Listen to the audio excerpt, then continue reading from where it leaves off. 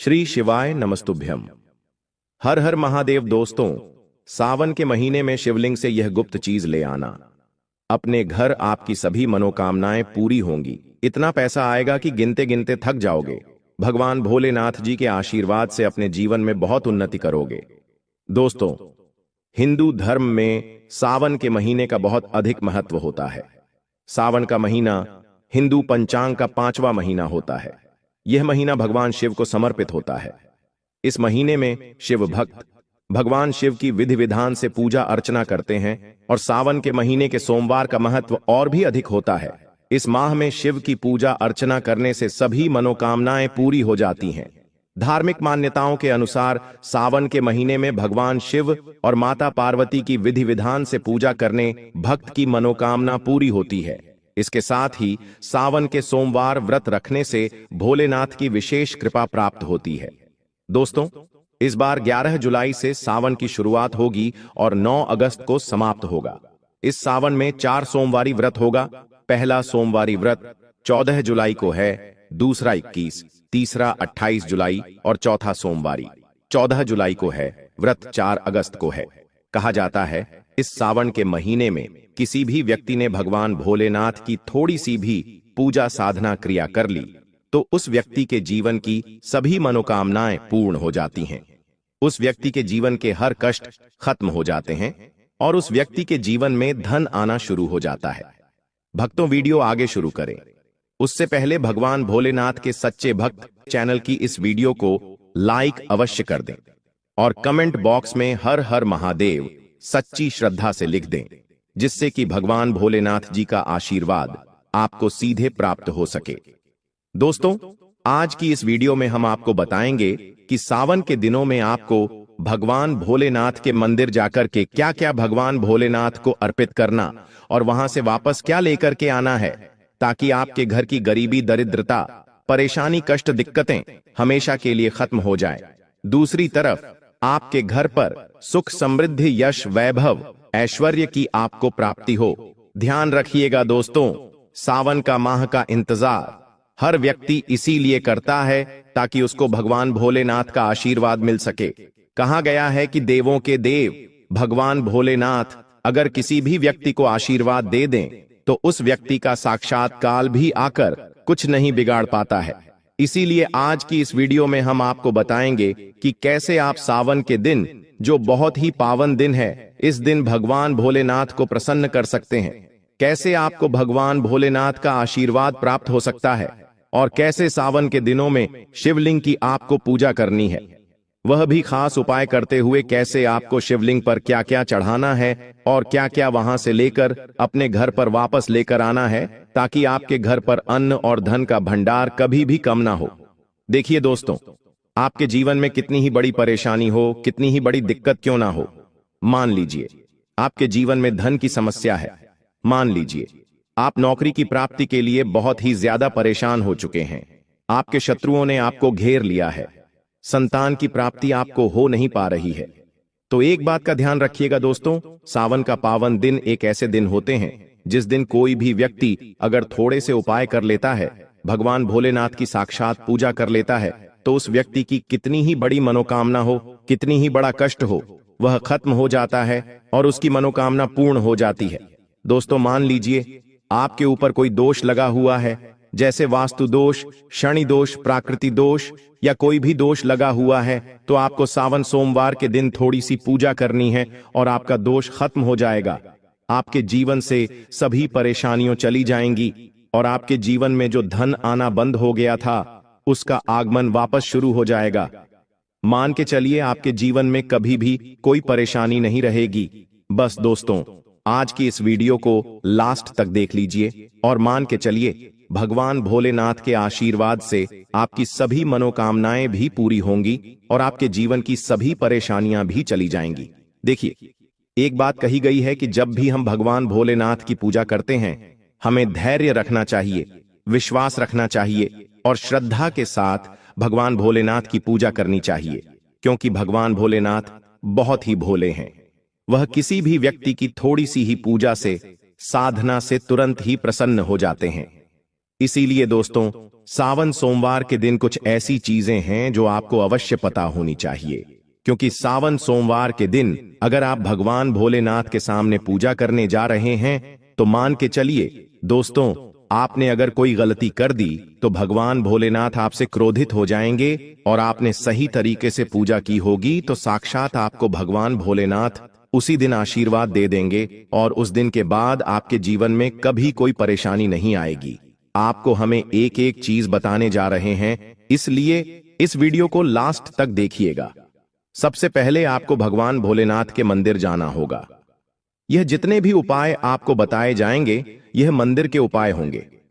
देखिए, होता क्या है कि कई लोग हमसे पूछते हैं कि गुरुजी, हमारे घर पर शिवलिंग है, क्या हम घर पर पूजा नहीं कर सकते हैं? तो इसका उत्तर है नहीं दोस्तों, आपको मंदिर जाना पड़ेगा, क्योंकि मंदिर का जो शिवलिंग होता है और जो घर का शिवलिंग होता है इसमें बहुत ज्यादा फर्क होता है। जो मंदिर का शिवलिंग होता है दोस्तों, इसकी जो एनर्जी होती है वह आपके घर के शिवलिंग से करोड़ों गुना ज्यादा होती है। इसमें ऐसी सकारात्मक ऊर्जा होती है जिसके सामने अगर आप थोड़ी सी पूजा करते हैं तो तुरंत ही उसका फल आपको मिलता है और आपके जीवन की हर परेशानी चली जाती है। तो आपको जितने भी आज उपाय बताए जा रहे हैं आपके जीवन की परेशानी को खत्म करने के लिए, आपकी मनोकामना पूर्ति के लिए, उस उपाय के लिए तो आपको मंदिर जाना पड़ेगा। और सावन सोमवार का पर्व पड़ रहा है, वह आज दिन सोमवार को पड़ रहा है, तो यह दिन ऐसा है, इस दिन अगर आप मंदिर जाकर के भगवान भोलेनाथ की पूजा आराधना कर रहे हैं तो मान के चलिए दोस्तों, आपके जीवन में कभी कष्ट आ ही नहीं सकता। पूरे साल आपके घर पर अन्न धन का भंडार बना रहेगा। तो आपको क्या क्या ले जाना है वह कहीं पर लिख लीजिए, क्योंकि दोस्तों अगर आपने एक भी गलती कर दी तो आपकी पूजा संपन्न मानी नहीं जाएगी। दोस्तों, सबसे पहली चीज जो भगवान भोलेनाथ के लिए आपको जल ले जाना है। सावन सोमवार के दिन कई लोग हमसे यह कहते हैं कि गुरुजी, जल जो है वह तो शिवालय में भी मिल जाता है, शिव मंदिर में मिल जाता है। तो नहीं दोस्तों, वहां का जल आप तभी चढ़ाई यह जब कोई दिक्कत हो, वरना घर से ही जल ले जाना चाहिए। आखिर घर से जल क्यों ले जाया जाता है, इसकी भी बात सुन लीजिए। घर से इसीलिए आपको जल ले जाना है ताकि आपके घर का जो जल ले जा रहे हैं भगवान भोलेनाथ पर चढ़ाने के लिए, उसी जल के द्वारा आप भगवान से जुड़ जाएंगे। उस जल के द्वारा आप भगवान को अपनी सभी दिक्कतें बता देंगे, और उस जल को जैसे ही भगवान भोलेनाथ पर आप चढ़ाएंगे, अपनी समस्याओं को बताते हुए वह समस्या आपकी खत्म हो जाएंगी। इसलिए घर से जल ले जाएगा। आप सबसे जरूरी चीज जो जल ले जा रहे हैं उसमें 2-4 बूंद गंगा जल जरूर डाल दीजिएगा, क्योंकि गंगा जल डाले बिना आपकी पूजा संपन्न नहीं मानी जाएगी। महाशिवरात्रि के दिन तो आपको जल ले जाना है, उसमें गंगा जल डाल करके दूसरा आपको 3 पत्ते वाला बेलपत्र ले जाना है। दोस्तों, बेलपत्र बहुत ही शुभ होता है। आपने अगर मान लीजिए एक तरफ 1000 कन्याओं को खाना खिलाया है, दूसरी तरफ भगवान भोलेनाथ को बेलपत्र चढ़ाया है, तो यह दोनों बराबर माने जाते हैं, इसलिए बेलपत्र जरूर ले जाएगा। तीसरा, आपको सफेद पुष्प ले जाना है। सफेद पुष्प भगवान भोलेनाथ को चढ़ाए जाते हैं, इसीलिए सफेद पुष्प पर भगवान भोलेनाथ के लिए आपको ले जाना है सावन सोमवार के दिन, ताकि भगवान भोलेनाथ का आशीर्वाद आपको मिल जाए, जिसके बाद आपके जीवन के हर परेशानी खत्म हो जाए। दोस्तों, सफेद चंदन ले जाना अनिवार्य होता है सावन सोमवार के दिन। और ध्यान रखिएगा दोस्तों कि भगवान भोलेनाथ को अगर आप दूध अर्पित करने जा रहे हैं तो एकदम कच्चा दूध होना चाहिए, पका हुआ दूध नहीं होना चाहिए, कच्चा दूध होना चाहिए। अब आपको और क्या क्या ले जाना है, देखिए, अगर आप चाहते हैं कि आपकी हर मनोकामना पूरी हो तो एक डिब्बा लीजिए, उसमें काली मिर्च भरकर ले जाइए। देखिए, बहुत ध्यान से सुनिए, जितनी आपको बातें बता रहे हैं, एक डिब्बे में काली मिर्च भर के एक लाल कपड़ा लीजिए, उसमें लौंग कपूर इसको मौली धागे से बांध करके आपको अपनी जेब में रख के ले जाना है। सिर्फ इतनी चीज आपको ले जानी है आज के दिन को। अब आपको पूजा कैसे करनी है, चलिए आपको बताते हैं, बहुत ध्यान से लास्ट तक देखिएगा। और जितनी भी चीज आपको बताई जा रही है इन चीजों को आपको ले जाना है और शिवालय से वापस लेकर आना है अपने घर पर, ताकि आपको धन की प्राप्ति हो सके, आपकी कोई भी मनोकामना हो वह पूर्ण हो जाए। भक्तों, आप पहले जाएंगे मंदिर। सबसे पहले आपको इस बात का ध्यान रखना है, मंदिर जाने से पहले ही काले या नीले कपड़े का धारण करके मंदिर न जाएं, वरना भगवान भोलेनाथ का आपको क्रोधित रूप देखना पड़ सकता है। सबसे पहले आपको यह करना है कि पतली धार बनाते हुए जल भगवान भोलेनाथ को अर्पित कर देना। बहुत ध्यान से सुनिएगा भक्तों, पतली धार बनाते हुए भगवान भोलेनाथ को जल आपको अर्पित कर देना है। अब आपको यह करना है दोस्तों कि भगवान भोलेनाथ को चंदन लगाना है। चंदन लगाने के बाद भगवान भोलेनाथ पर 3 पत्ते वाला बेलपत्र रखना है। 3 पत्ते वाला बेलपत्र रखने के बाद आपको भगवान भोलेनाथ पर सफेद पुष्प अर्पित कर देना है। सिर्फ इतना आपको करना है। दूध अगर आप चढ़ाना चाहते हैं तो दूध भी आप चढ़ा सकते हैं। इतना बस आपको करना है। इतना करने के बाद आपको वहां पर खड़े होकर 108 बार, बहुत ध्यान से सुनिएगा, 108 बार आपको ओम नमः शिवाय का जाप करना है। या तो आप 108 बार कर लीजिए या 108 बार कर लीजिए। यह 3 ऐसी चीज है जो आपको करनी है। इतना करना है। अब आपको क्या करना है, एक डिब्बा जो काली मिर्च का आप ले गए हैं, उस काली मिर्च के डिब्बे को आपको शिवालय के जो गिरता हुआ शिवधारा है, जो शिवलिंग से वहां पर पानी गिर रहा है, उसी शिव हरि के पानी से आपको छुआना है और अपनी जेब में वापस रख लेना है। ये जो लाल पोटली आप ले गए हैं बंद करके लन की, इसको भी छुआना है, वापस रख लेना है। अब आपको क्या करना है, जिस लोटे में पानी ले गए थे या जिस लोटे में भी आप दूध ले गए थे, उसमें आपको क्या करना है, आपको जो भगवान भोलेनाथ का पानी वहां पर गिर रहा है, भक्तों ध्यान रखिएगा, शिवलिंग की जो पानी नीचे गिर रहा है, उसी पानी का थोड़ा सा पानी अपने लोटे में ले लेना है। ध्यान रखिएगा, जो आपने लोटे में पानी भरकर ले गए हैं वह पानी वापस बचाना नहीं है, वह तो पूरा आपको भगवान भोलेनाथ को अर्पित कर देना। जो शिवलिंग से पानी गिर रहा है उस पानी को आपको अपने लोटे में वापस ले लेना है। भक्तों मान लीजिए आप ये सोच रहे होंगे कि कई लोग वहां पर पानी चढ़ा रहे हैं, तो इस बात की आप चिंता ना करें, क्योंकि भगवान भोलेनाथ के शिवलिंग पर जब भी पानी चढ़ाया जाता है वह अमृत बन जाता है। कहा जाता है कई देवी देवता शिवलिंग के पास अदृश्य रूप में खड़े होते हैं ताकि शिवलिंग से गिर रहा पानी वह धारण कर सके। इतना पवित्र होता है शिवलिंग से गिरता हुआ पानी। तो शिवलिंग से गिरता हुआ पानी को आपको अपने लोटे में ले लेना, सिर्फ थोड़ी सी बूंदे ले लेनी है। अब आपको क्या करना है, आपको घर वापस आना है जो आपने लोटे में पानी लिया है। भक्तों इसको घर पर आते ही घर के लोग जो है आपके उनके ऊपर थोड़ा थोड़ा पानी छिड़क देना है। घर के हर कोने में पानी छिड़क देना है। घर के मुख्य द्वार पर पानी छिड़क दें। न सिर्फ इतना आपको करना है, इतना आपने कर दिया।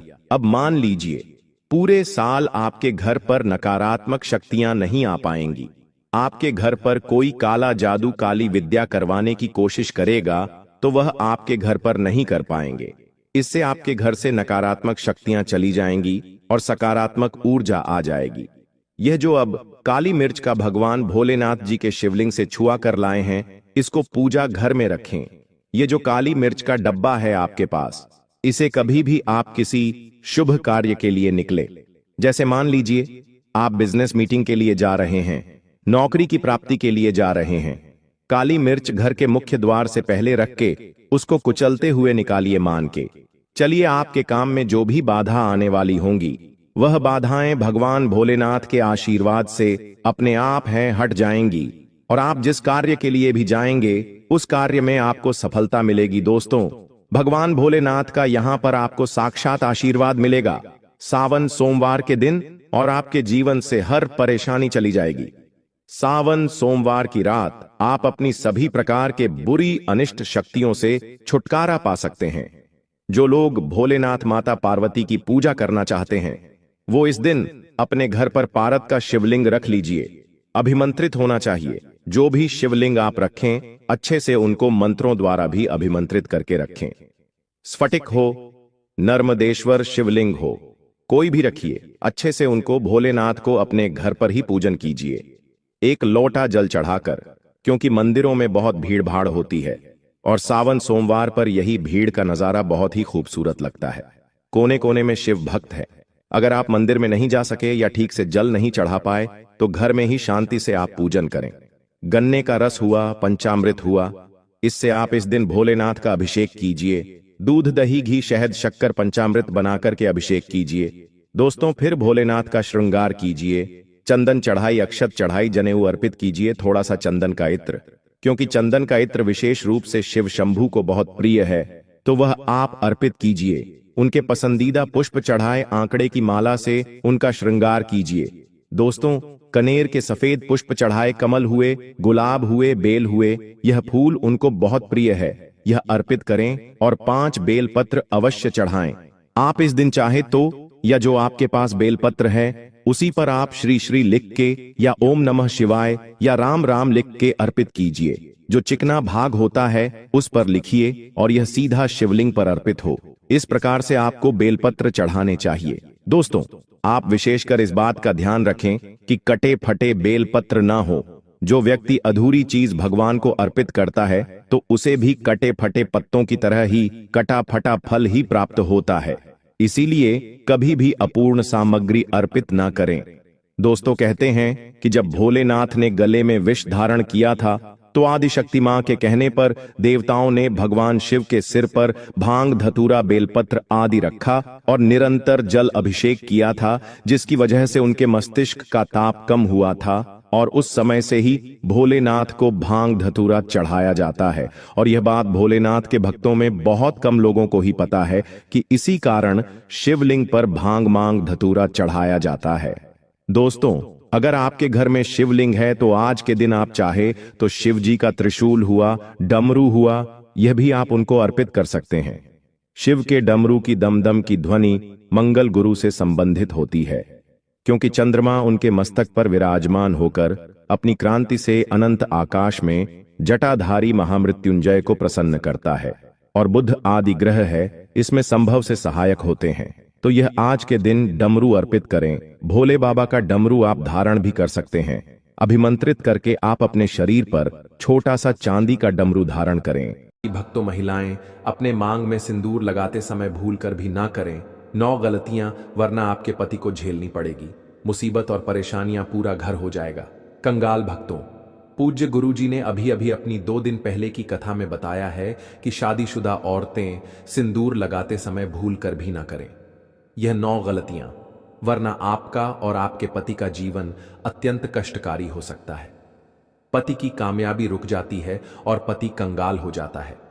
पति और पत्नी के रिश्ते में दरार उत्पन्न होने लगती है।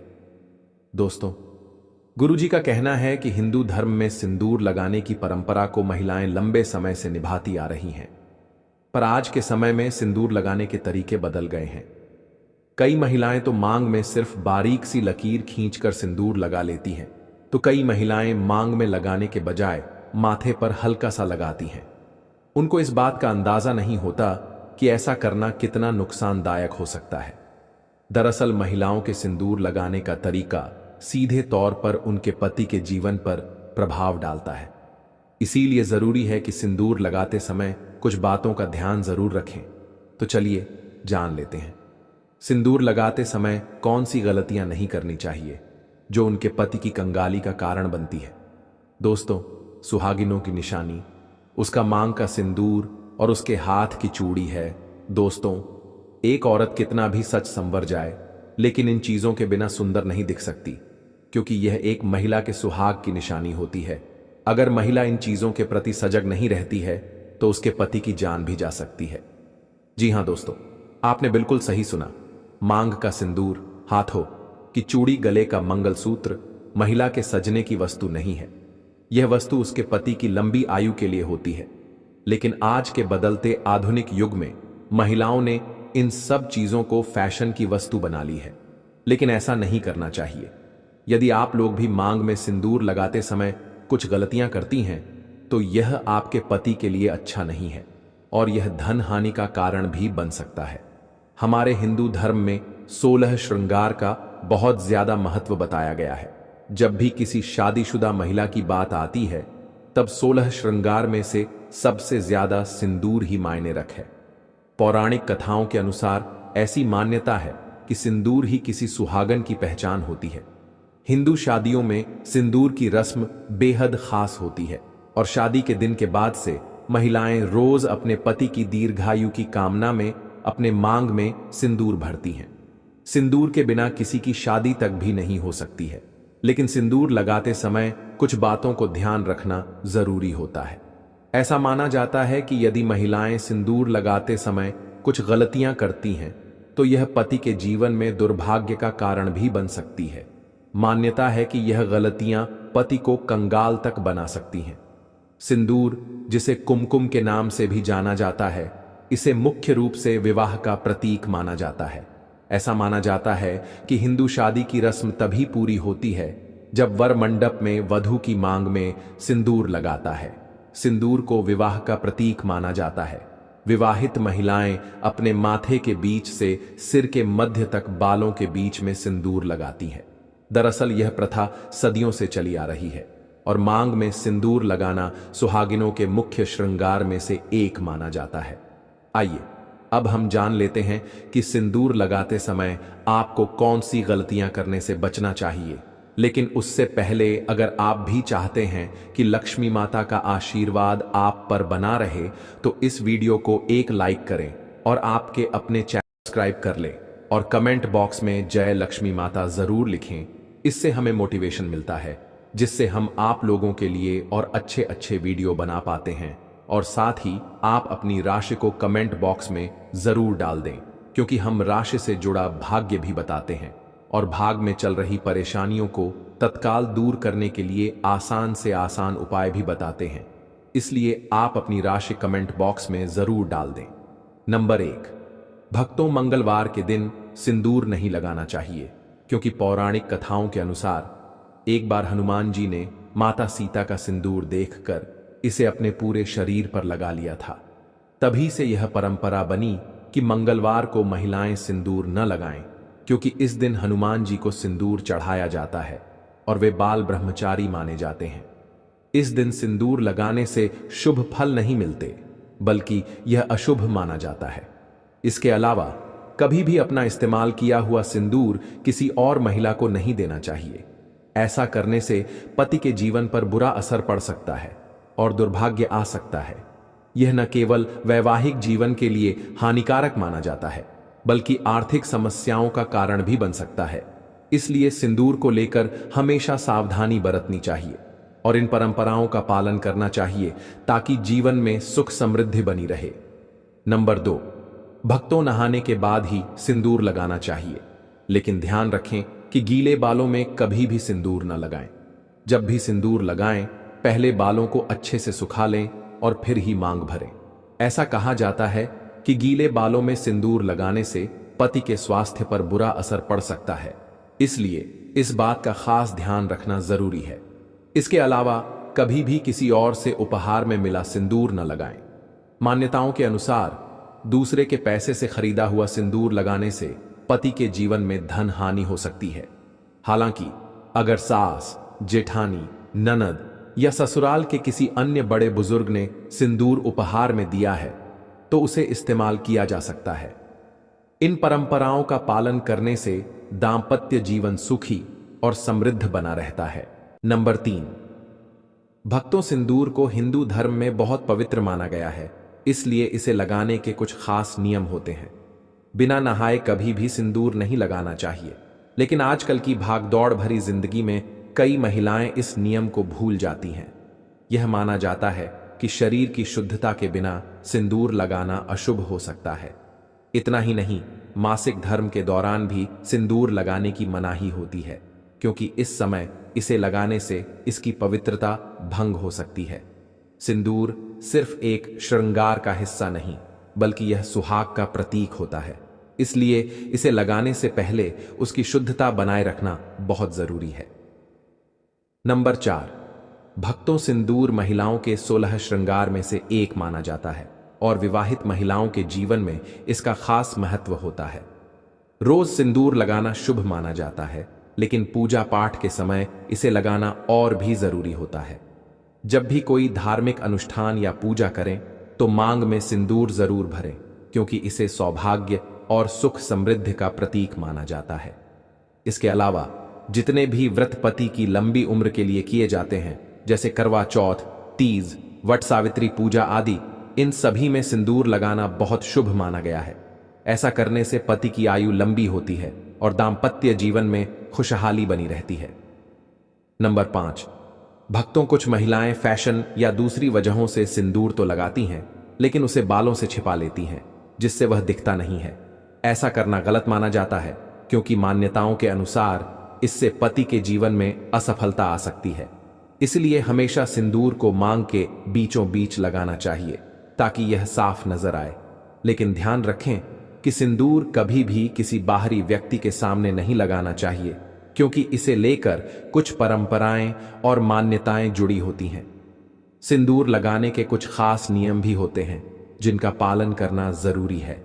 हिंदू विवाह में सिंदूर लगाने की रस्म को सबसे महत्वपूर्ण माना जाता है, क्योंकि यह सुहाग का प्रतीक होता है।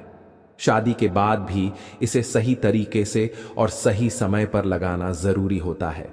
शास्त्रों के अनुसार कुछ खास दिनों में सिंदूर लगाने से बचना चाहिए, क्योंकि इन दिनों में इसे लगाने से अशुभ फल मिल सकते हैं। इसलिए जब भी सिंदूर लगाएं, उसकी पवित्रता और नियमों का ध्यान जरूर रखें, ताकि दाम्पत्य जीवन सुखी और शुभ बना रहे। नंबर 6, भक्तों, आजकल कई महिलाएं फैशन या ट्रेंड के कारण टेढ़ी मेढ़ी मांग में सिंदूर लगाती हैं, लेकिन ऐसा करना सही नहीं माना जाता। हमेशा सिंदूर को सिर के बीचों बीच सीधी मांग में ही लगाना चाहिए, क्योंकि यही शुभ माना गया है। कुछ महिलाएं सही जगह पर सिंदूर तो लगाती हैं, लेकिन बहुत हल्का या कम लगाती हैं, जिससे वह ठीक से नजर नहीं आता। मान्यताओं के अनुसार लंबी और भरी हुई मांग में सिंदूर लगाना अधिक लाभकारी होता है। यह पति पर आने वाली परेशानियों को दूर करता है और जीवन में सुख समृद्धि लाने में मदद करता है। इसलिए जब भी सिंदूर लगाएं, उसे पूरी श्रद्धा और सही तरीके से लगाएं, ताकि उसका पूरा शुभ फल मिल सके। आइए अब हम जानते हैं कि सिंदूर लगाते समय किस दिशा की तरफ मुंह करके सिंदूर लगाना चाहिए। लेकिन उससे पहले, अगर आप भी चाहते हैं कि लक्ष्मी माता का आशीर्वाद आप पर बना रहे, तो इस वीडियो को एक लाइक करें और आपके अपने चैनल को सब्सक्राइब कर लें और कमेंट बॉक्स में जय लक्ष्मी माता जरूर लिखें। इससे हमें मोटिवेशन मिलता है, जिससे हम आप लोगों के लिए और अच्छे अच्छे वीडियो बना पाते हैं। और साथ ही आप अपनी राशि को कमेंट बॉक्स में जरूर डाल दें, क्योंकि हम राशि से जुड़ा भाग्य भी बताते हैं और भाग में चल रही परेशानियों को तत्काल दूर करने के लिए आसान से आसान उपाय भी बताते हैं। इसलिए आप अपनी राशि कमेंट बॉक्स में जरूर डाल दें।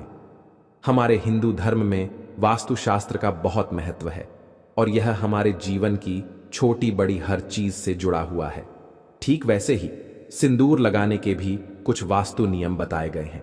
ऐसा कहा जाता है कि महिलाओं को सिंदूर लगाते समय दक्षिण दिशा की ओर मुंह नहीं करना चाहिए, क्योंकि इससे जीवन में नकारात्मक असर पड़ सकता है। दक्षिण दिशा में मुंह करके सिंदूर लगाने से वैवाहिक जीवन में परेशानियां आ सकती हैं। इसलिए इसे लगाने के लिए पूर्व, उत्तर या पश्चिम दिशा का ही चयन करना चाहिए। सिंदूर का रंग मुख्य रूप से लाल होता है, जिसे शक्ति और ऊर्जा का प्रतीक माना जाता है। प्राचीन समय से ही इसे माथे के उस खास बिंदु पर लगाया जाता है जो शरीर की कई महत्वपूर्ण गतिविधियों को नियंत्रित करता है और हार्मोन संतुलन बनाए रखने में मदद करता है। सिंदूर को सुहाग का प्रतीक माना गया है और इसे लगाने से पति की लंबी उम्र और दाम्पत्य जीवन की मजबूती का आशीर्वाद मिलता है। इसीलिए जब भी सिंदूर लगाएं, उसके नियमों और महत्व को समझकर सही तरीके से लगाएं, ताकि जीवन में सुख समृद्धि बनी रहे। सुहागिन स्त्रियों के लिए सिंदूर का विशेष महत्व होता है और इसे सही समय और सही नियमों के अनुसार लगाने से जीवन में सुख समृद्धि बनी रहती है। धार्मिक मान्यताओं के अनुसार माता पार्वती भी भगवान शिव के लिए अपने माथे पर सिंदूर लगाती थीं। इसलिए उन्हें सिंदूर चढ़ाने की परंपरा है। कहा जाता है कि किसी भी पूजा पाठ या शुभ अवसर पर मांग में सिंदूर अवश्य लगाना चाहिए, क्योंकि यह पति की लंबी उम्र और वैवाहिक जीवन की खुशहाली का प्रतीक माना जाता है। करवा चौथ, वट सावित्री पूजा, हरितालिका तीज और अन्य ऐसे व्रत जो सुहागिन स्त्रियों के लिए विशेष महत्व रखते हैं, इन सभी अवसरों पर सिंदूर लगाना शुभ होता है। इसके अलावा रविवार, सोमवार और शुक्रवार के दिन भी मांग में सिंदूर भरना बहुत लाभकारी माना जाता है। ऐसी मान्यता है कि इन दिनों में माता गौरा को सिंदूर अर्पित करके फिर स्वयं मांग भरने से अखंड सौभाग्य का वरदान प्राप्त होता है। ऐसी मान्यता है कि इन दिनों में माता गौरा को सिंदूर अर्पित करके फिर स्वयं मांग भरने से अखंड सौभाग्य का वरदान प्राप्त होता है। यह न सिर्फ पति की लंबी उम्र और अच्छे स्वास्थ्य के लिए शुभ होता है, बल्कि दांपत्य जीवन में प्रेम और सुख समृद्धि को भी बनाए रखता है। हालांकि कुछ विशेष दिनों में सिंदूर लगाने से बचना चाहिए। शास्त्रों के अनुसार पीरियड्स के दौरान महिलाओं को सिंदूर नहीं लगाना चाहिए, क्योंकि इस समय शरीर को अशुद्ध माना जाता है और सिंदूर को अत्यधिक पवित्र माना जाता है। ऐसे में इस दौरान सिंदूर लगाने की मनाही होती है। इसके अलावा मंगलवार के दिन भी सिंदूर नहीं लगाना चाहिए, क्योंकि यह दिन हनुमान जी को समर्पित है और उन्हें बाल ब्रह्मचारी माना जाता है। इस दिन वे भक्तों से सिंदूर चढ़ाने की प्रथा स्वीकार करते हैं, इसलिए महिलाओं को अपनी मांग में सिंदूर लगाने से बचना चाहिए। अगर सुहागिन स्त्रियां इन नियमों का पालन करते हुए सिंदूर लगाती हैं, तो यह उनके जीवन में सकारात्मक ऊर्जा लाता है और उनके वैवाहिक जीवन को खुशहाल बनाए रखता है। धार्मिक मान्यताओं के अनुसार सही तरीके से लगाए गए सिंदूर का प्रभाव बहुत शक्तिशाली होता है, जिससे जीवन में सुख, समृद्धि और सौभाग्य हमेशा बना रहता है। दोस्तों, यह तमाम जानकारी जन रुचि को ध्यान में रखकर दी जा रही है। ज्योतिष और धर्म के उपाय को अपनी आस्था और विश्वास पर आजमाएं। हमारी वीडियो का उद्देश्य सिर्फ आपको बेहतर सलाह देना है। इस संदर्भ में हम किसी भी प्रकार का कोई दावा नहीं करते हैं। तो दोस्तों, आज की हमारी वीडियो आपको कैसी लगी, हमें कमेंट करके बताएं। अगर आपको हमारी वीडियो अच्छी लगी तो कमेंट बॉक्स में जय मां लक्ष्मी जरूर लिखें